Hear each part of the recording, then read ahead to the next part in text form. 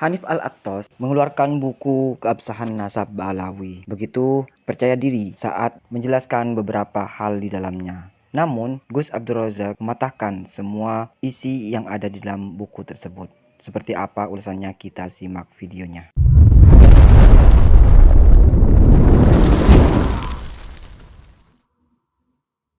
Panjang lebar. Kalau tadi ini diuraikan 12 jam ya, seminar pada hari ini, itu 12 jam belum semuanya, banyak banget yang belum diulas, tapi udah diulas di buku ini. Insya Allah kami berusaha ulas secara ilmiah, al-hujjah bil-hujjah, juga dengan pembahasan-pembahasan yang faktual, aktual, divalidasi dengan sumber-sumber yang insya Allah bisa dipercaya dan lain sebagainya. Akan tetapi buku ini kami tulis untuk mereka yang mencari kebenaran dan mencari jawaban. Dan alhamdulillah buku ini mendapatkan pengantar dari ulama-ulama luar biasa, ulama-ulama besar. Saya pahami isinya, saya bolak-balik, lu kok malah aku bingung dewe. Senyum-senyum sendiri sambil garuk-garuk kepala lah, coba bayangin ya. Senyum-senyum dewean karo garuk-garuk kepala. Hanyun sewu, karena saya bolak-balik covernya dan saya baca ulang-ulang judulnya, iku aku malah bertanya dalam hati, iki gak salah tanggawi judul ini. Sepertinya menurut saya ini ya, terlalu pede yang nulis kitab tersebut untuk sebuah judul yang besar, yakni Keabsahan Nasab Ba'alawi. Kecuali harusnya dengan menggunakan tambahan versi penulis misalnya, itu beda cerita. Sebab kalau versi ilmiahnya, apalagi ini bicara masalah nasab, menurut saya gak masuk antara judul dan isinya. Nyun sewu ya, kalau sampean pengen jelas secara detail, saya sarankan coba nanti sampean baca buku ini. Nah, tak terus lagi. Kalau buku ini dijadikan sebagai kitab antitesis dari tesis ilmiah masalah nasab itu, menurut saya durung kelas.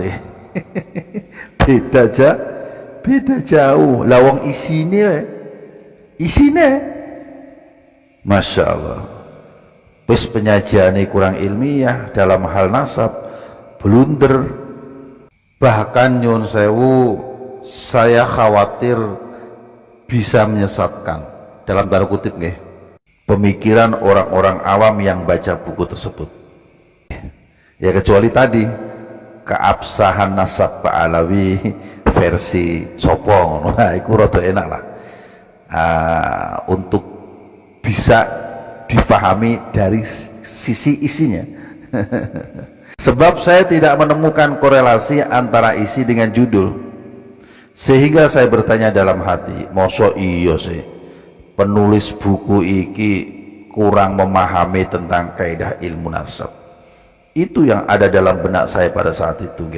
Nah, pertanyaan ini saudaraku yang budiman sebetulnya menjadi suatu bagian penting, mengingat di samping buku tersebut tebalnya ya cukup lumayan, 500 luwih ya, 500 widaan ya. Iya, juga judulnya terlalu hebat. Nah, dari sini itu saya merasa heran dan tidak habis pikir loh ya, kalau ada orang alim yang saya kenal masuk dalam penyambutan kata pengantarnya. Sebab saya saja ini orang yang bukan orang alim lah, setelah baca buku itu rodok geleng-geleng dasku. Nih, melihat beberapa hal yang menurut saya itu kurang benar dan terkesan manipulatif dalam penyajian sumber referensi yang comot sana comot sini, sepotong. Apalagi kalau orang-orang alim sing moco, tentu mereka lebih geleng-geleng kepalanya mungkin lebih dibandingkan dengan saya. Tahu gak maksud saya ini? Ngerti gak? Alhamdulillah. Artinya gini, buku tersebut kalau menurut saya biasa-biasa, tidak ada yang istimewa. Bahkan beberapa kesalahan tertulis di sana sini. Masa sih mereka yang memberi sambutan di kata pengantarnya belum baca dulu isinya sebelum menyambut? atau nyun sewu nggih, jangan-jangan iki. Jangan-jangan itu iso bener iso salah. Jangan-jangan mungkin mereka terlalu percaya dari berangkat rasa husnudon.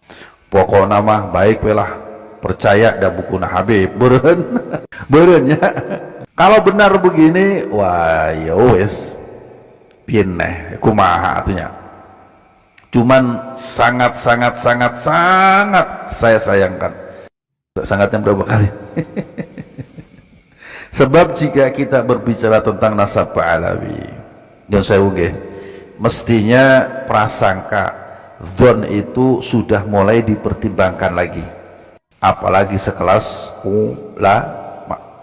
Mengingat sudah pernah ada kajian ilmiah yang menyertakan bukti yang jelas, bayinah yang nyata, dalil-dalil yang menjelaskan dari tesis tersebut bahwa ya memang nasab Ubaidillah atau Abdullah itu tidak diketemukan nyambung sampai Ahmad bin Isa.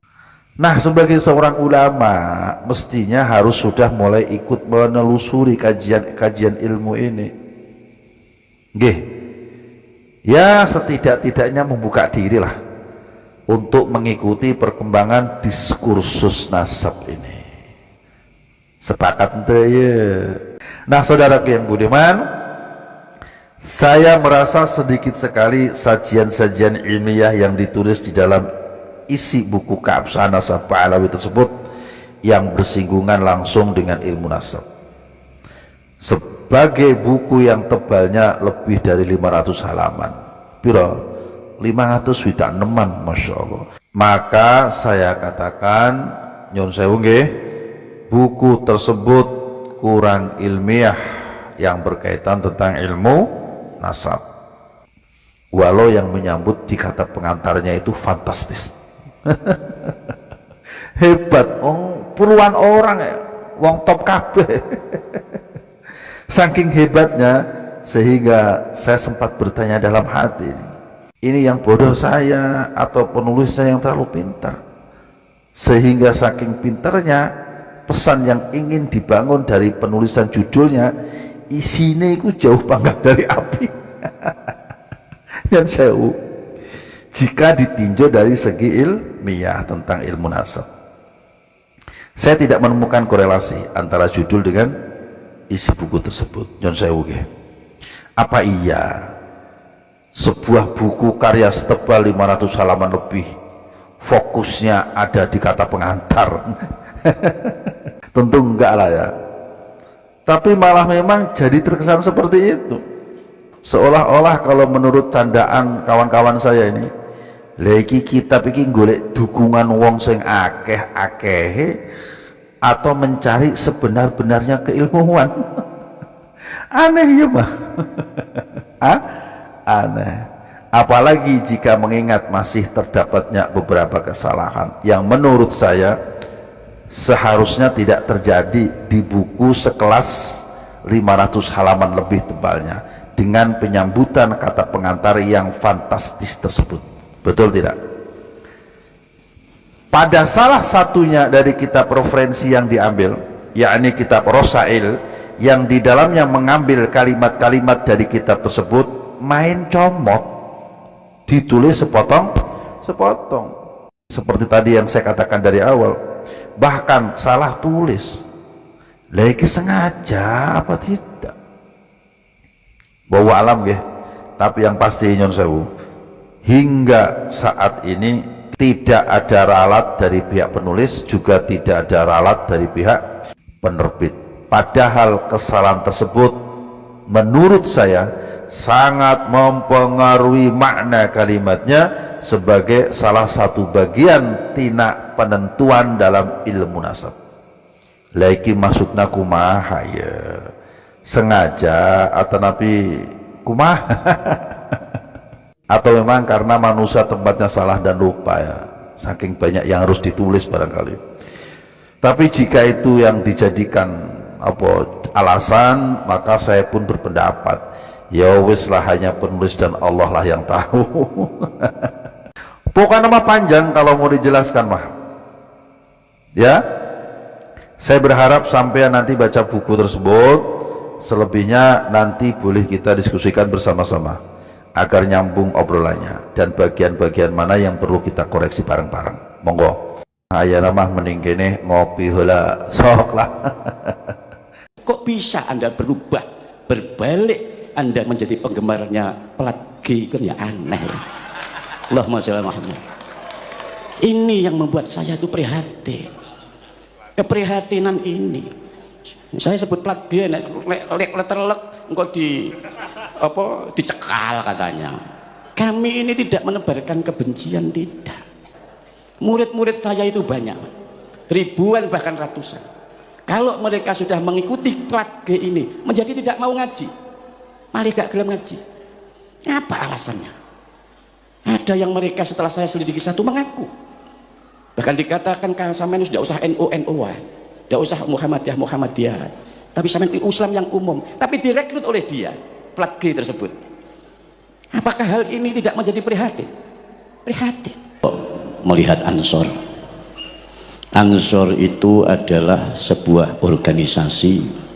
Kalau zaman saya masih kecil dulu, ya usia-usia tahun 70-an, 71 itu sudah ada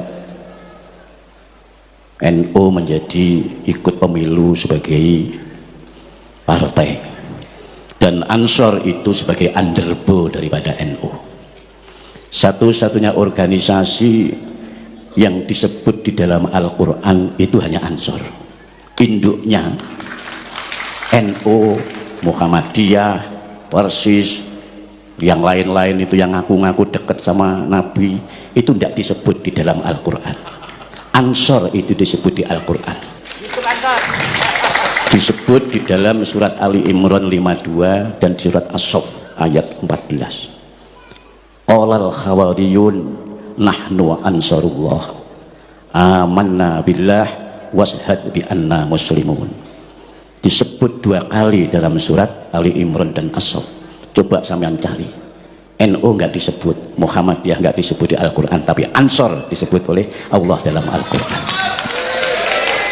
Qala berkata, siapa? Al-Khawariyun, pengikut-pengikutnya Nabi Isa mengatakan, nahnu ansarullah, nahnu hadapan kami iku ansarullah, penolong daripada agama Allah.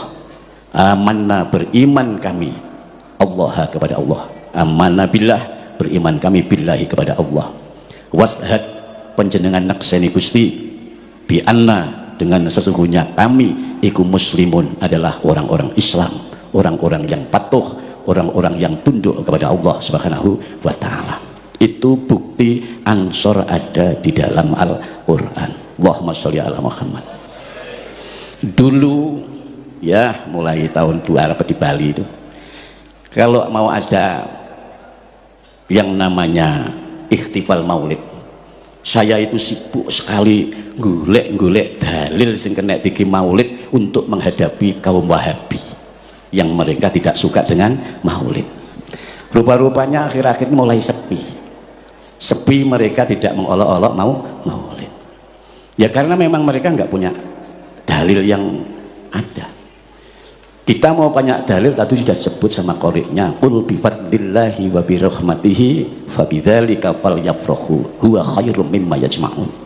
Qul, katakan Muhammad, bifadlillahi, dengan keutamaan Allah, wa birahmatihi, dan dengan rahmat Allah, fabidzalika, maka dengan demikian adanya fadl dan adanya rahmat, dikatakan oleh Allah, falyafrahu, mongko becik bunga-bunga sapa sira, maka bergembiralah kamu sekalian, senang-senanglah dengan fadl dan rahmatnya Allah. Ini dalilnya maulid, dalil maulid, huwa khairum mimma yasma'un, itu semua lebih baik dibanding daripada apa-apa yang kalian kumpulkan. Sehingga supaya kita tahu dalil sokeh maulid itu yang mana. Nabi katanya tidak pernah, Nabi pernah. Justru yang mengadakan maulid pertama itu adalah Nabi, tapi model ikhtifalnya Nabi itu dengan cara berpuasa di hari Senin. Itu dalilnya. Ya Rasulullah, kok sampean ini puasa di hari Senin? Iya, karena yaumul isnin yauma wulidtu, hari Senin itu hari di mana aku dilahirkan. Itu loh buktinya Nabi mengadakan acara maulid dengan berpuasa. Allahumma sholli ala Muhammad. Sehingga ini semua yang menjadikan kita ini ikhtifal bilaudin Nabi adalah merupakan sebuah ungkapan gembira. Jenenge wong seneng, ada yang jingkrak-jingkrak, ada yang macam-macam, namanya orang seneng. Wong seneng kok dadak niru Nabi, kita ya seneng. Wong kami juga setiap Senin juga puasa. Istri saya itu ya kalau puasa juga, kami itu keluarga kalau hari Senin puasa, Kamis puasa. Karena apa? Ya tadi itu, karena Nabi mengatakan hari Senin itu adalah hari aku dilahirkan. Kalau hari Kamis itu adalah di mana hari buku amalan catatan kalian dipelaporkan oleh malaikat juru catat Raqib dan Yatid kepada Allah Subhanahu wa taala. Saat kamu itu dilaporkan buku amalan catatanmu, kamu dalam keadaan puasa. Jangan sampai kamu itu dicatat catatanmu itu dilaporkan Allah, kamu dalam keadaan mampir di jalan Danau Tempe. Ya ruwet. Dalam keadaan puasa kamu itu dilaporkan. Allahumma sholli ala Muhammad. Tapi hal yang memprihatinkan saya ini sebenarnya ini tadi mau berangkat mau enggak, karena ada kabar katanya ceramah saya itu dicekal. Lawang tuh ceramah kok dicekal itu. Karena apa? Ya karena saya menyangkut keprihatinan ini harus disampaikan. Umat Islam ini harus diedukasi, dididik dengan benar. Eksistensi Islam ini, Al-Quran disampaikan dengan benar, hadis disampaikan benar, dengan sesuai dengan kitab yang ada. Katanya kita ini mau meniru mentauladi Nabi Muhammad SAW. Sampaikan apa yang ada di Al-Quran, sampaikan apa yang ada yang di hadis, sampaikan makalah-makalah ulama yang menerangkan Quran dan hadis, bukan menyampaikan tentang hal-hal yang berhubungan dengan nenek moyang kalian yang berbau halusinasi dan hurufat itu. Allahumma sholli ala Muhammad. Kalau yang disampaikan itu umat jadi bodoh, kalian direndahkan tapi tidak merasa. Kalian itu mutakharrijin, alumni pondok pesantren, yang minimal anda itu ya sabrawi ya khatam, naik ya iqlal khatam, naik kemudian ya awamil khatam, imriti khatam, alfiyah khatam. Semua ilmu yang ada pada Imam Sibawayh ya kok pelajari.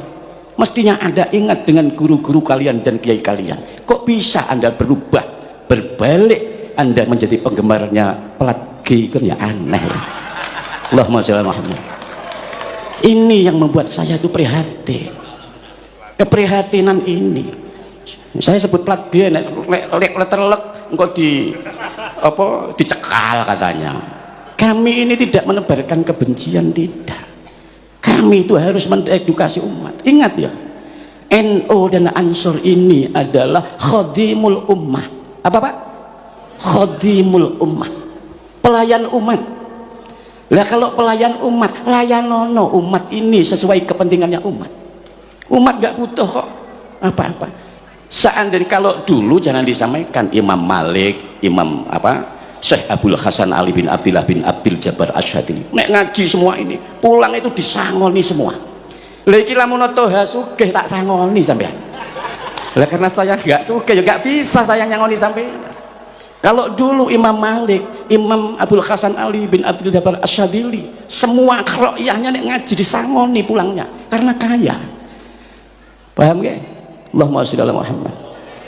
Hadirin yang dimuliakan Allah Subhanahu wa taala, saya sepakat dengan Kultuwatan Fit tadi sebagai khadimul ummah.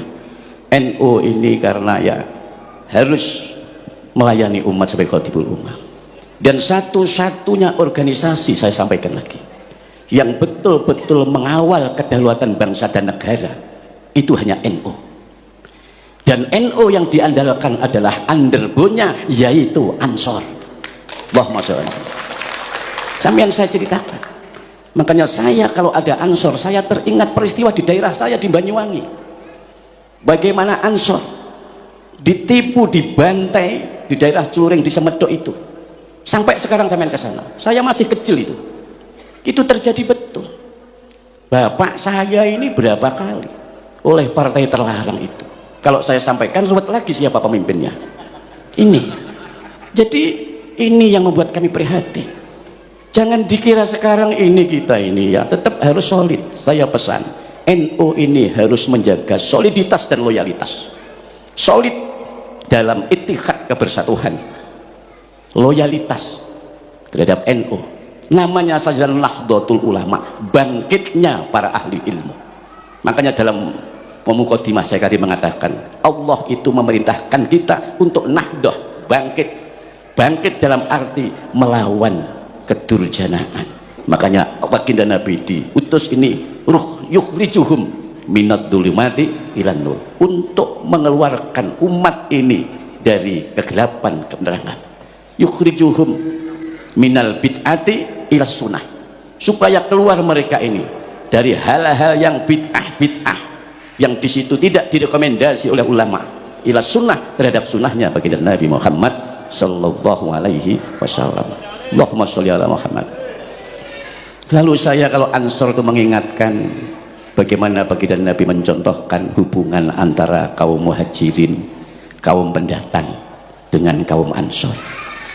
Dalam piagam Madinah, baginda Nabi menyatakan, al muhajirina min Quraisy wal ansori min Yathrib wal Nasara wal Yahud innahum kanu ummatan wahidah.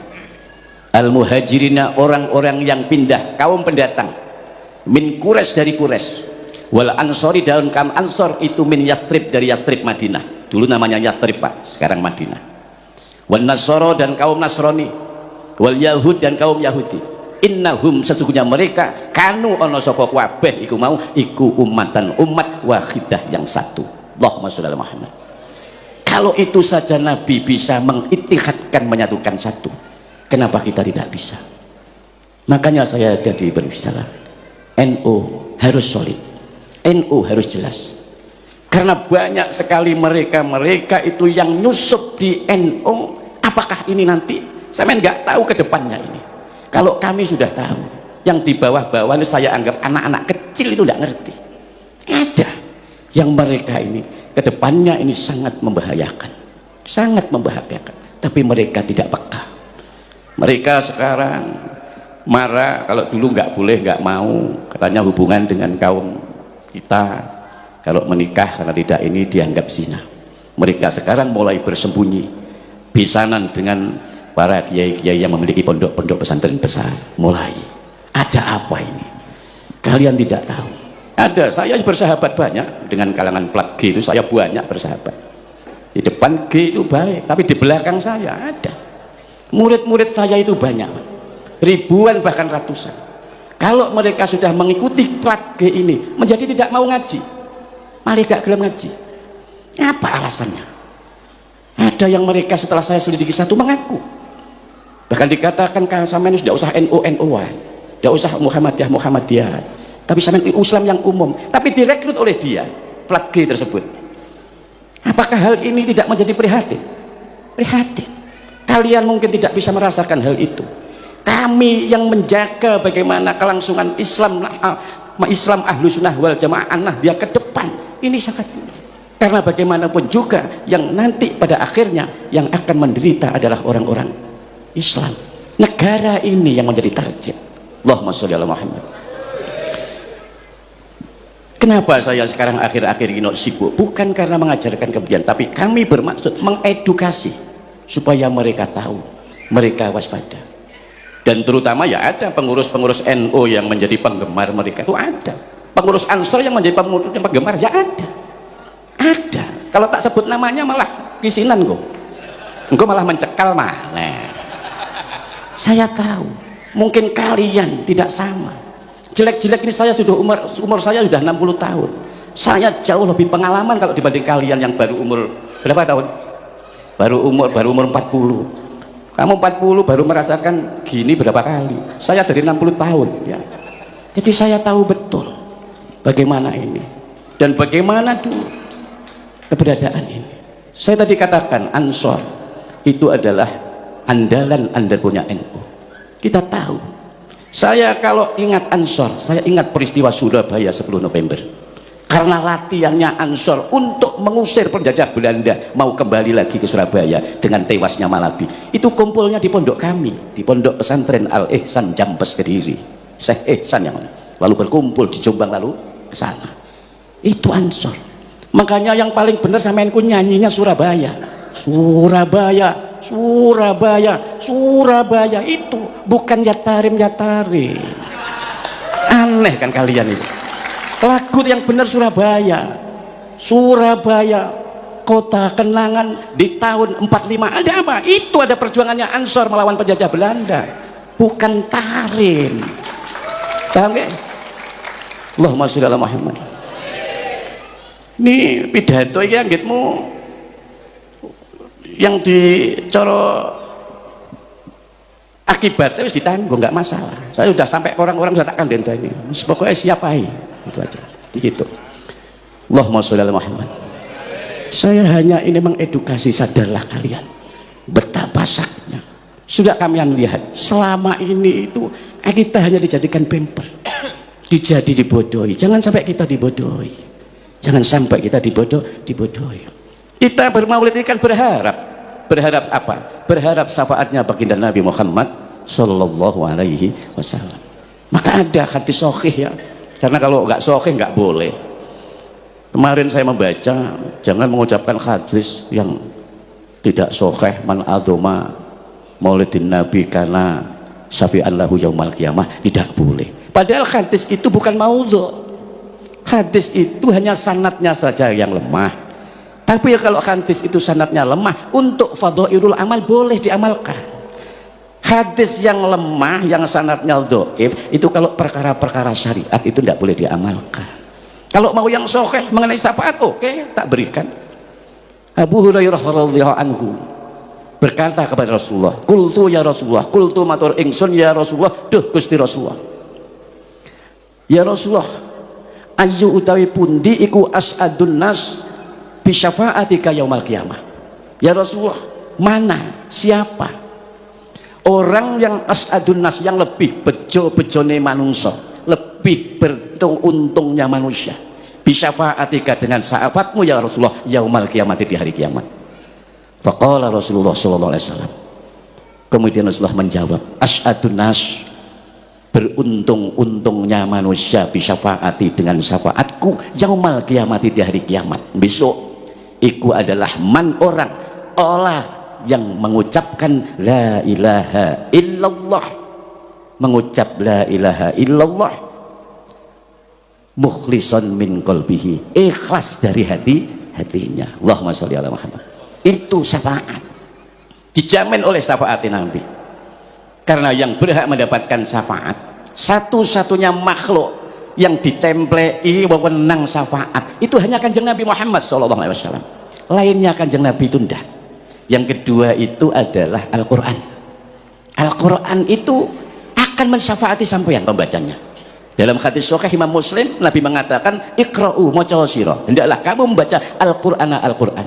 Fa innahu, maka sesungguhnya bacaan Al-Qur'anmu besok yakti, akan datang yaumal qiyamah, di hari kiamat, syafi'an, khali, yang memberikan pertolongan syafaat li ashabihi, terhadap orang yang memiliki bacaan Al-Qur'an. Allahumma sholli ala Muhammad. Rawahu Muslim. Itu rawahu Muslim. Dua hadis yang saya bawakan itu adalah semua adalah rawinya Imam Muslim. Itu. Yang kedua anak. Tiga anak itu juga penting. Anak itu akan bisa memberikan syafaat kepada kedua orang tuanya. Kalau orang tua tadi itu disyaratkan, ya sebenarnya nggak disyaratkan, anak-anak yang bisa memberikan pertolongan syafaat kepada orang tua, jika anak tersebut sudah tertebus bebas dari ketergadiannya, karena al-ghulamu murtahinun, anak itu tergadai dengan akikahnya. Tutbahu anhu, disembelihkan anhu dari akikahnya anak.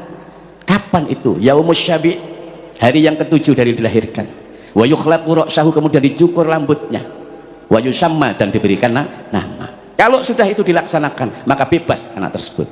Kalau anak itu bebas, maka anak itu akan bisa memberikan syafaat kepada kedua orang tuanya. Kalau enggak, dalam kitab Al-Iqna, yang aja ada hanya NU, karena kalau di luar NU enggak, kita mau coba kitab iku. Karena di dalam itu ada dawuh, idza lam yu'aqqa anhu lam yusyaffa li walidayhi yaumal qiyamah. Idza lam yu'aqqa, ketika anak itu belum diakikoi, belum ditebus, maka anak tersebut lam yusyaffa, tidak akan bisa memberikan pertolongan, tidak akan bisa memberikan syafaat li walidayhi, kepada kedua orang tuanya, yaumal qiyamati, di hari kiamat. Allahumma sholli ala Muhammad. Itu artinya seperti ini. 3 syafaat itu yang penting. Hadirin yang dimuliakan Allah Subhanahu wa taala. Jadi hal-hal yang setidak-tidaknya kita ini mengadakan maulid seperti ini, yang hendaknya kita dengarkan, yang hendaknya kita asumsikan, hendaknya sebagai kontribusi buat kita. Itu langkah-langkah Nabi yang paling penting. Langkah-langkah Nabi, bagaimana kesabarannya menghadapi situasi. Nabi tidak pernah mengatakan mencaci atau memaki. Luar biasa Nabi itu. Kalian tahu sendiri bagaimana Nabi sebagai pendatang, orang yang hijrah, tidak kelasan di Makkah. Memang sama Allah disuruh hijrah. Awalnya hijrah ke Taif. Jadi Taif di sana dimusuhi. Bahkan saat sholat ditimpakan di kepala leher Nabi itu duri-duri. Sampai malaikat Jibril dengan ibanya yang marah tuh, sampai malaikat, ya Muhammad, perlukah aku angkat gunung Uhud ini lalu aku timpakan kepada penduduk Taif? Apa jawab Nabi? La ya akhina Jibril, tidak wahai saudaraku Jibril, innahum, sesungguhnya mereka iku la ya'lamun, tidak mengerti. Inni lam ub'atsu la'anan wala adzaban walakin ub'atsu rahmatan lil alamin. Ini sesungguhnya aku lam ub'atsu, aku tidak diutus untuk la'anan, melaknat, wala adaban, dan aku juga tidak diutus untuk mengazab, walakin, dan tetapi, ub'atsu, aku diutus rahmatan, memberikan kasih sayang, lil alamin, terhadap alam semesta, seluruh alam semesta ini. Apa yang terjadi? Yang kita ini itu tidak ada di situ caci maki, marah-marah. Baginda Nabi Muhammad SAW itu seperti itu karakternya, yang memang tiada lain.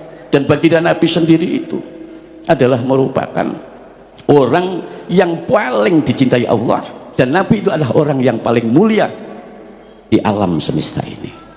Hadirin yang dimuliakan Allah Subhanahu wa taala. Pernah baginda Nabi itu mengajarkan kepada kita, generasi-generasi yang paling penting, didiklah anakmu dengan 3 perkara. Jadi kadang Nabi, didiklah anakmu 3 perkara.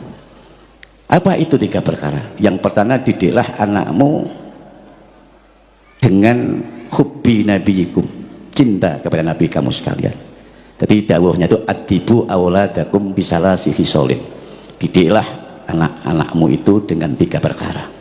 Yang pertama, didiklah anak itu hubbi nabiyikum, cinta kepada nabi kamu sekalian, cinta kepada baginda Nabi Muhammad SAW. Dengan gimana caranya? Mencintai nabi itu adalah fi'lu awamirihi wajtinabu nawahi, dengan menjalankan apa-apa yang diperintah Allah dan menjauhi apa-apa yang telah dilarang oleh Allah. Dilarang maksiat, dilarang memakan hal-hal yang diharamkan Allah. Itu ijtinab, minangka menjauhi dan menunjukkan sesungguhnya orang tersebut adalah mencintai Nabi. Yang kedua, hubbi ahli baiti. Ini yang sering saya sampaikan, yang harus dipahami, mengedukasi umat Islam supaya enggak salah paham. Hubbi ahli baiti, mencintai ahli bait. Ahli bait itu keluarga Nabi. Dalam hadis Bukhari ditanyakan, waman ahli baiti ya Rasulullah, siapa ahli bait itu ya Rasulullah? Rasulullah menjawab, Aliyun wa Fatimatu wa ibnahuma. Aliyun adalah Sayyidina Ali, wa Fatimatu, dan Fatimah, wa ibnahuma, dan kedua anak-anaknya. Siapa? Sayyidina Hasan dan Husain. Itulah ahlul bait yang harus Anda didikkan kepada anak-anak kalian supaya dicintai. Karena ahlul bait itu dawuhnya Al-Qur'an, innama yuridullahu liyudhiba ankumur rijza ahlal baiti wa yutahhirakum tathira. Disucikan dari hal-hal bayane minal khisdi, dari hasud, wal usbi dan ujub, watakaburi dan takabur, disucikan dari itu semua. Ya 5 orang itu ahli bait itu. Siapa? Nabi Shallallahu Alaihi Wasallam sendiri, Sayyidina Ali, Fatimah Az-Zahra, wabnahuma Sayyidina Hasan dan Sayyidina Husain. Bagaimana kalau sampean bertanya lalu, bagaimana itu? Seperti Sayyid Ali bin Zainal Abidin, seperti Sayyid Ja'far Shadiq, Sayyid Al-Bakir, Sayyid Ahmad bin Isa. Itu semua adalah dzurriyyah Nabi, keturunan Nabi, bukan ahlul bait yang seperti Nabi dan 5 orang itu yang disucikan dari takabur, dari sifat-sifat yang tercela itu. Kalau yang disuruh Allah dari sifat-sifat yang tercela, ya cuma 5 orang itu. Itulah yang disebut ahlu bait. Tidak bisa Anda mengaku-ngaku saya ahli bait, saya ahli bait, nggak bisa.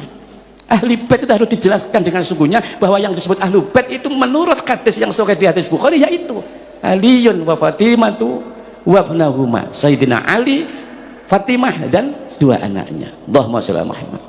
Dan ini harus dipahami, nggak usah sakit hati. Kalau Anda memang tidak pernah tahu, nenggon kuat tak buka nih kitab. Gitu. Memang begitu, tidak bisa dibuat buat supaya kita tahu.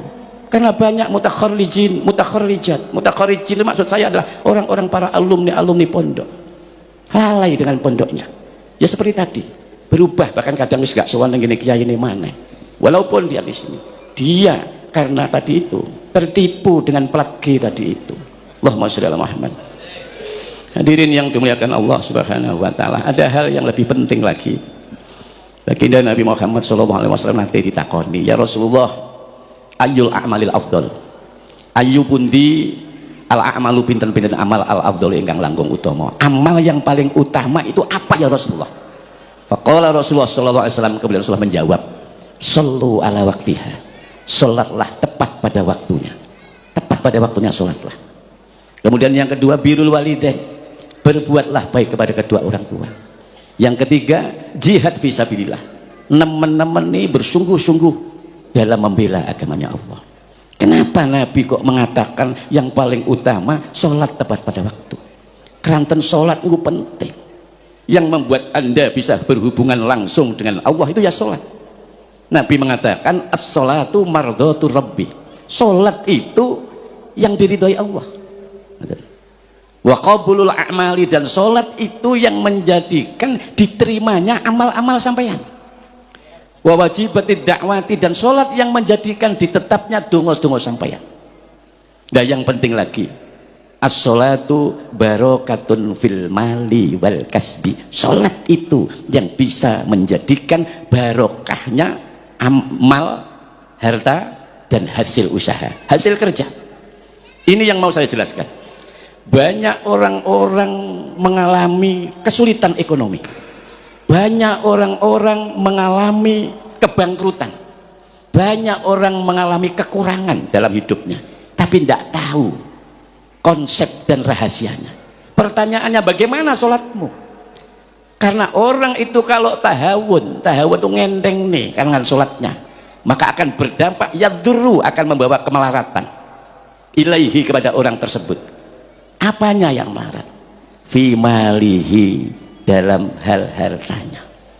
Tapi kalau kepengen ekonomi yang membaik, prihatin, masa tolong NU itu merantau di Bali mulai dari tahun 80 sampai sekarang kok tetap hidup di kos-kosan saja. Loh, iku mbok ya muhasabah. Muhasabah. Seperti tadi itu, sholatmu piye? Kaifa sholatukum? Bagaimana itu sholatmu? Lu kadang sholat, kadang orang, kadang sholat, kadang orang, kadang malah belas. Seolah-olah begitu. Padahal rahasianya, kalau pengen ekonomi lancar, sholat toh. Dan sholatnya jangan sendiri, bil jamaati, dengan jamaah. Kalau nggak bisa sholat di al-ihsan, nggak bisa sholat di musola, mau sholat dekat sampean, walaupun di rumah, jangan sholat sendiri, tapi jadikanlah istrimu sebagai makmum, anakmu sebagai makmum, Anda sendiri sebagai imamnya. Kalau itu yang Anda lakukan, tak jamin Anda tidak akan dikejar kepikiran, kemelaratan, dan kebangkrutan. Tidak akan. Karena orang itu kalau sholatnya sudah sip, sholat itu sudah jelas, tanha anil fahsya wal munkar. Nggih. Akeh wong-wong sing wis sugih bolo-bolo saya itu akhirnya bangkrut. Karena apa? Sholatnya tidak mencegah dari perbuatan keji dan mungkar, sehingga oleh Allah dibalik menjadi kebangkrutan. Banyak sekali. Sampai tak dudui jenenge malah roh kok. Allahumma sholli ala Muhammad. Makanya yang paling penting sholat. Sholat tepat pada waktunya itu yang penting. Karena sholat itu sendiri yang menjadi sirot lampu fi kubrihi di dalam kuburnya. Besok niku nek mati Pak teng alam kubur niku gelap teng kubur niku. Gelap sekali. Gelap sekali. Tapi sholatmu itu yang akan menjadikan terang di kubur. Kemudian sholat itu bukan yang akan bisa membuat timbangan sampeyan di besok ditimbang, itu jadi pemberat. Itu sholat. Ulah hadirin yang dimuliakan Allah, janganlah meremehkan sholat. Karena waman lam yukhaffit alaiha, barang siapa orang yang tidak menjaga sholatnya, kata Nabi, lam takun lahu, tidak ada baginya napa nuron, cahaya, wa burhanan, dan juga tidak akan mendapatkan petunjuk, wa najatan, dan tidak akan selamat yaumal kiamat, di hari kiamat. Tapi kalau orang selalu menjaga sholatnya, maka orang tersebut akan mendapatkan nur, cahaya, wa burhanan, dan akan mendapatkan petunjuk, wa najatan, dan akan selamat yaumal kiamat, di hari kiamat. Allahumma sholli ala Muhammad. Bisa dilanjut? Sebentar ya. Kemudian yang kedua, birrul walidain, berbuat baik kepada kedua orang tua. Tentu yang sepuh itu penting, Pak. Yang sepuh, walaupun orang tua kita sudah meninggal dunia, tetaplah Anda ini minimal mendoakan. Dengan doa apa? Ya Rabbirhamhuma kama rabbayani shaghira. Kalau paling sing diharap-harap teko anak niku sampean telingali toh, idza matabnu adam in qata'a amaluhu, le anak Adam niku meninggal putus amalnya, illa min salasin, kecuali 3 perkara, sedaqatin jariyatin, sedekah jariyah. 1 meter keramik kok sedekah nih akan jalan sampai kiamat, aliran pahalanya. Kemudian au ilmin yuntafa'u bih, ilmu yang bermanfaat, terutama ilmu ngaji. Kemudian yang ketiga itu adalah awaladin sholihin yada'ulah, anak yang soleh yang mau mendoakan kedua orang tua. Itu sing dintenteni. Allahumma sholli ala Muhammad. Hadirin yang dimuliakan Allah Subhanahu wa taala, tadi itu zikirnya dengan bismillahirrahmanirrahim. Sampeyan harus tahu juga. Sampeyan kalau kepengen tahu itu sing paling dekat itu kitabnya itu Tanqihul Qaul. Sing faslunnya, fasalnya berkaitan dengan bismillah. Ayo sampeyan kula ceritakan. Allah itu menurunkan kitab dan suhufnya itu beratus-ratus sampai 114, ada yang mengatakan 141. Kemudian Allah ringkas 140 menjadi 4 kitab, yaitu Taurat, Zabur, Injil, dan Al-Quran. Dari 4 kitab itu Allah ringkas menjadi 1 Al-Quran. Dari Al-Quran itu Allah ringkas menjadi 1, yaitu suratul Fatihah. Surat Fatihah teringkas semuanya ini di dalam kalimah bismillahirrahmanirrahim. Itu keterangan di dalam kitab Manahijul Imdad, sarahnya kitab Irsadul Ibad. Bismillahirrahmanirrahim, pusatnya adalah di titiknya huruf ba. Disitulah pusatnya kita semua dari Allah dan akan kembali kepada Allah Subhanahu wa ta'ala. Mudah-mudahan apa yang saya sampaikan ini bermanfaat.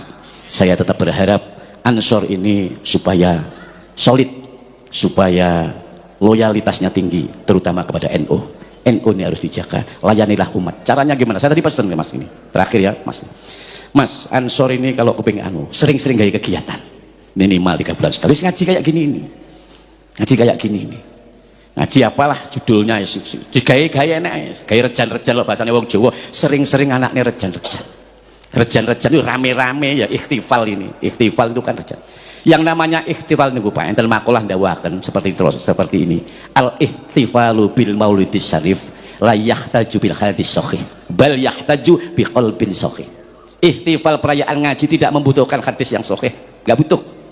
Tapi membutuhkan hati yang sahih, hati yang ikhlas, hati yang sahih. Itu yang penting. Saya itu sering ngajakan ngaji-ngaji. Sebenarnya apa? Tujuan saya itu supaya saya kok terkenal ndak? Saya itu dari kecil sudah terkenal. Sampeyan mlaku-mlaku wis teng Banyuwangi. Piye to toha kaya anak Mbah Yainan. Orang akan mesti kenal. Wah, arek iku cilike bajingan niku. Terkenal saya dari kecil itu. Dari mulai tahun 68 wis terkenal. Sampai saya mahasiswa udah terkenal saya ini. Jadi nggak perlu saya diterkenalkan, nggak perlu. Karena saya ditahu di Hikam itu mengatakan la tuhibba an tu'rafa wala tuhibba an la yu'rafa innaka mimman yuhibbu an la yu'rafa. Itu tak cekeli, aku gak pengen terkenal. Sehingga anak kenal kan sampai yang niku. Tujuan saya istighosah apa ini? Supaya apa? Supaya NU ini ajarannya tetap lestari. Supaya NU ini tidak dirongrong oleh kelompok-kelompok yang lain. Itu tujuan saya. Makanya saya tidak pernah tidak melibatkan hal-hal yang berhubungan dengan Nahdlatul Ulama. Makanya saya ini, wis kalau dari PW ini barang ora patek kira pengajian kadang ketuanya diundang muslimat barang ya ora teko ya ora apa-apa, wis aku wis sing teko. Ngono ae. Allahumma shalli ala Muhammad. Itulah yang bisa saya sampaikan, mudah-mudahan bermanfaat. Marilah kita bersama-sama berdoa ala hadiniyah wa ala niyatin sholihah. Itulah tadi penjelasan dari Kiai Abdul Razak tentang buku yang dikeluarkan oleh Hanif Alatos tentang keabsahan nasab. Banyak sekali penyimpangan-penyimpangan yang ada di dalamnya. Serta Kiai Abdul Razak mengingatkan kepada para anggota Ansor untuk lebih mengedepankan persatuan dan kesatuan serta menjaga solidaritas antar sesama. Bagaimana menurut pendapat teman-teman semua? Silahkan lanjut di kolom komentar. Terima kasih selalu support Arman Al-Fatih. Kita jumpa lagi di video selanjutnya. Min afu minkum. Wassalamualaikum warahmatullahi wabarakatuh.